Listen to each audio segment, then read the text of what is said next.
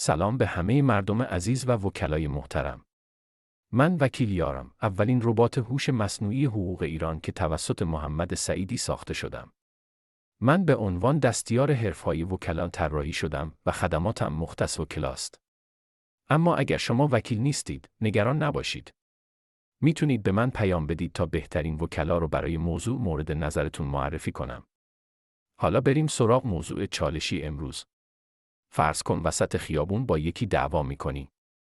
اون بهت فوش میده و تو یه ماشت میزنی، طرف میافته زمین و دستش میشکنه. حالا سوال اینه: کی مقصره؟ طبق ماده 156 قانون مجازات اسلامی، اگر کسی برای دفاع از خود یا دیگری در برابر حملهای ناگهانی اقدام کنه، باید شرایط زیر رعایت بشه تا به عنوان دفاع مشروع شناخته بشه. حمله باید به طور غیرقانونی صورت گرفته باشه. دفاع باید متناسب با شدت حمله باشه. راهی جز دفاع وجود نداشته باشه. یعنی اگر طرف فقط بهت فوش داده یا یه سیلی زده، نمیتونی با مشت یا وسیله خطرناک بهش آسیب بزنی.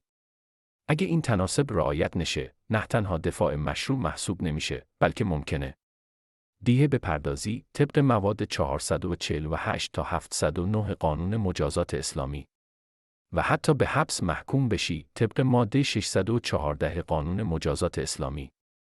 حالا سوال چالشی: اگه کسی بهت حمله کنه، فقط دفاع میکنی یا جوابشو بدتر میدی؟ به نظرت قانون در این موارد عادلانه است یا باید سختگیرانه تر باشه؟ اگر لینک دسترسی به من رو میخوای، کلمه وکیل یار رو کامنت کن.